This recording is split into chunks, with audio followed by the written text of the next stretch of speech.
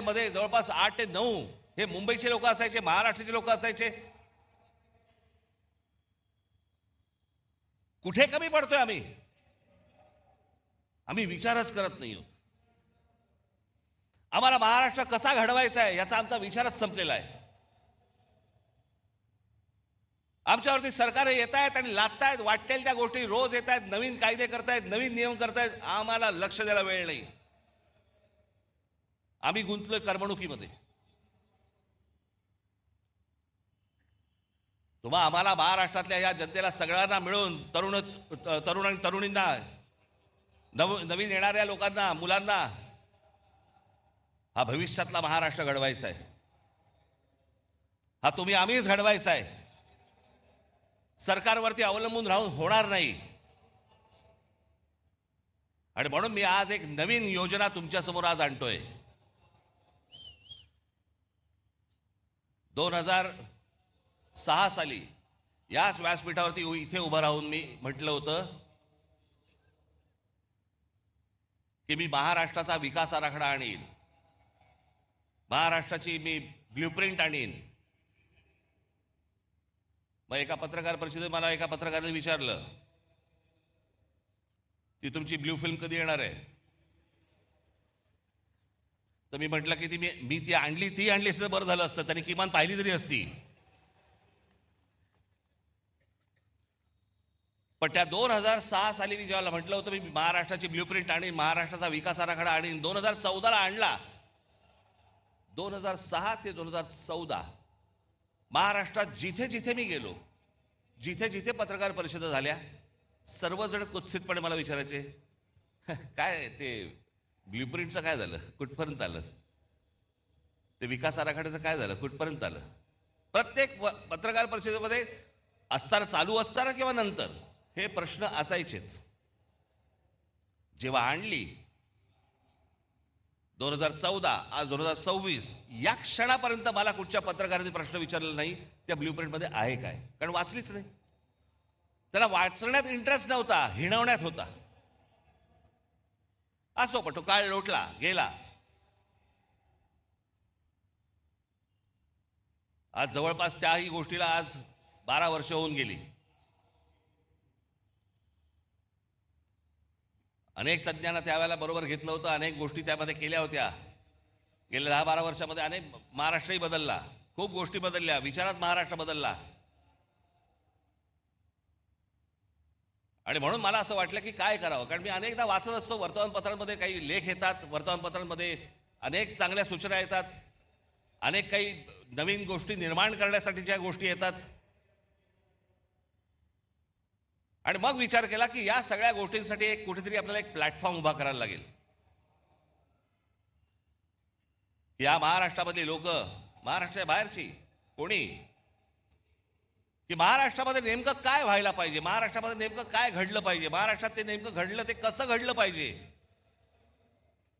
अशा अनेक लोकांकडे अनेक योजना तयार आहेत. परंतु सांगायच्या कोणाला, मांडायच्या कोणाला? सरकार म्हणजे कोण, बोलायचं कोणाशी, मांडल्यानंतर सांगितल्यानंतर ते बघणार कोण आहे, आम्हाला उत्तर कधी मिळणार? आणि म्हणून या सगळ्या गोष्टींचा विचार करून मी एक नवीन वेबसाईट आत्ता महाराष्ट्राला मी आत्ता अर्पण करतोय, की ज्या वेबसाईटवरती तुम्ही येऊन तुमचे विचार, पण विचार जय महाराष्ट्र साहेब, चालणार नाही साहेब, भावी मुख्यमंत्री तुम्हीच, डिलीट,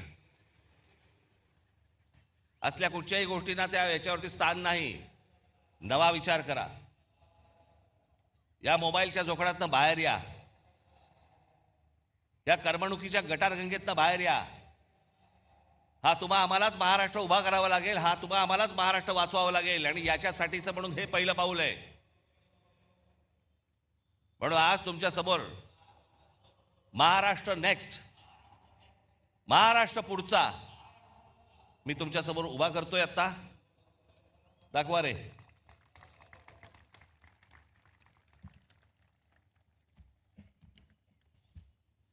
याच्यामध्ये हे सुरू झाल्यावरती तुम्हाला ऑप्शन्स आहेत मराठी आणि इंग्रजी. त्याच्यामध्ये तुम्ही मराठीमध्ये गेलात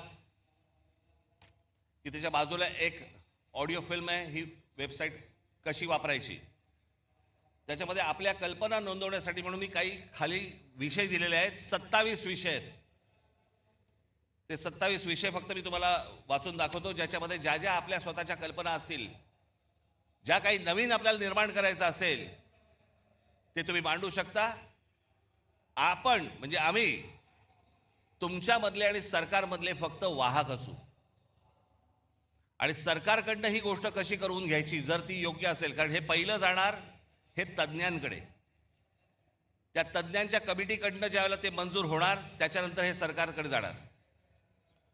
त्याच्यामुळे ही 27 तुम्हाला इथे गोष्टी दिलेल्या आहेत. त्याच्यामध्ये शेती, रस्ते आणि पायाभूत सुविधा विकास, आरोग्य सेवा व सार्वजनिक आरोग्य व्यवस्था, जमीन, पायाभूत सुविधा, औद्योगिक वसाहती, व्यवसाय सुलभता, प्रादेशिक औद्योगिक संतुलन व सर्वसमावेशक, शालेय उच्च व तंत्र शिक्षण सुधारणा, आदिवासी विकास, सर्वसमावेशक आणि सशक्त महिला व बाल, रोजगार व रोजगार निर्मिती, आपत्ती व्यवस्थापन आणि आपत्ती पूर्व तयारी, क्षेत्रनिहाय औद्योगिक धोरण, गुंतवणूक प्रोत्साहन व थेट विदेशी गुंतवणूक, स्टार्टअप्स आणि भविष्यवेधी उद्योग, ग्रामीण अर्थव्यवस्था आणि ग्रामीण उद्योग विकास, शहरांचा शाश्वत विकास, क्रीडा व युवा विकास, मराठी भाषा संस्कृती ज्ञान परंपरेचा विकास, पारंपरिक आणि अपारंपरिक ऊर्जा, हवामान बदल, पर्यावरण आणि प्रदूषण, सूक्ष्म लघु व मध्यम उद्योग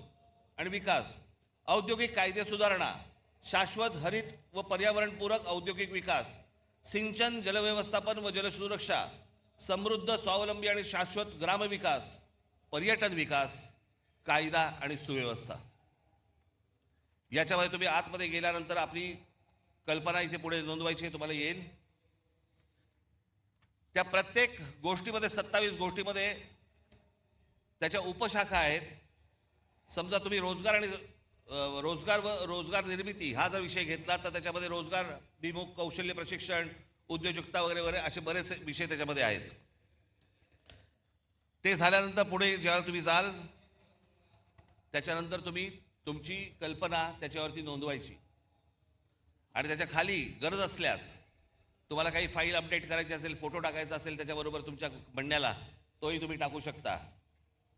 त्याच्यानंतर तुम्ही पुढे गेलात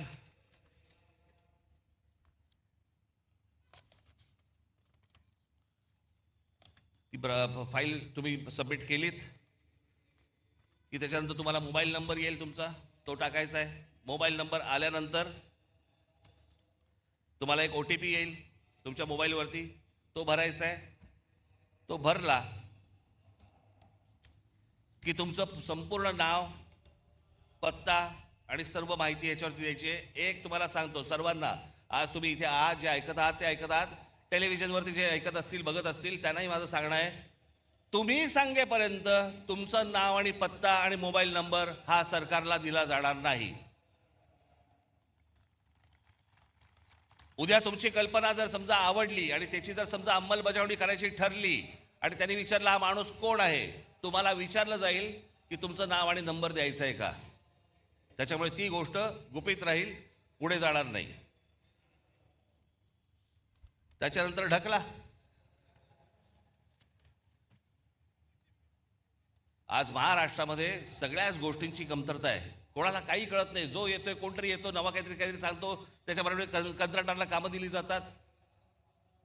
आपलं ऑइल बाहेरून येतं, आपला गॅस बाहेरून येतो, आपल्याकडे अनेक गोष्टी बाहेरून येतात. मग आपल्याकडे एक काहीतरी टुणटुणं वाजवलं जातं. ते टुणटुणं आहे चांगलं, पण वापरात येऊ शकत नाही, आणि ते म्हणजे स्वदेशीचं. काय करायचं त्या स्वदेशीचं मला जरा सांगा. हा देश ज्याच्यावरती चालतो ते ऑइल पण तुमचं बाहेरून येतंय, तर काय करायचं.